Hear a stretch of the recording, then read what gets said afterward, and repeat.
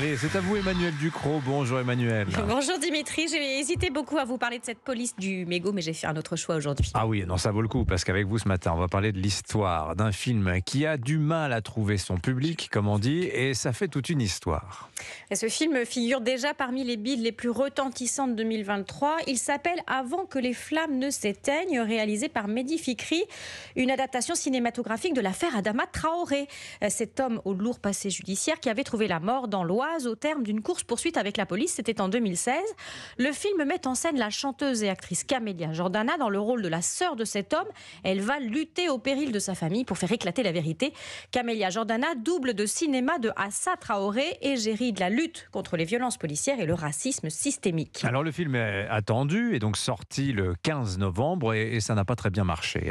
C'est un euphémisme. 118 copies avaient été prévues. C'est pas énorme, mais c'est pas minimal non plus. Le film n'a enregistré que 18 000 entrées la première semaine.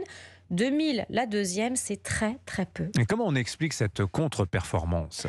Alors si l'on en croit Camélia Jordana, c'est la faute de la fachosphère qui aurait tout fait pour étouffer un film qui dérange sur les violences policières. Selon Libération, qui consacre un article à l'affaire, l'extrême droite aurait saboté la notation du film sur le site de référence Allociné. Elle aurait mené un raid pour lui attribuer très peu d'étoiles. Il en a 2 sur 5 et donc c'est un complot. Alors il y a effectivement une activité anormale sur la notation du film, 1500 appréciations pour aussi peu de spectateurs, ça fait effectivement beaucoup.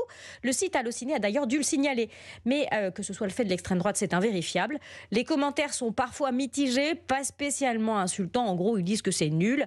Détail croquignolé de l'affaire, Libération, qui dénonce le torpillage par la fachosphère, a attribué lui aussi 2 étoiles sur 5 au film et un commentaire cinglant parlant de violences policières qui ne dépassent pas le stade des bonnes intentions. Bon, des accusations planent aussi de racisme systémique. Aïe aïe aïe. Les institutions auraient empêché le film d'être un succès aussi, Emmanuel ? Moi, je veux bien, mais budget du film, 2,7 millions d'euros, plus d'un tiers assuré par de l'argent public. 500 000 euros par France Télévisions, 50 000 euros par le Fonds de la diversité du CNC, un peu d'argent de la mairie de Strasbourg et 250 000 euros par la région Grand Est, une région tenue par la droite. Tout ça, ça fait 38 euros d'argent public par spectateur. Le système est peut-être raciste, mais moi, je le trouve quand même plutôt généreux. Bon, et Camélia Jordana, est-ce qu'on l'a empêché de parler du film ?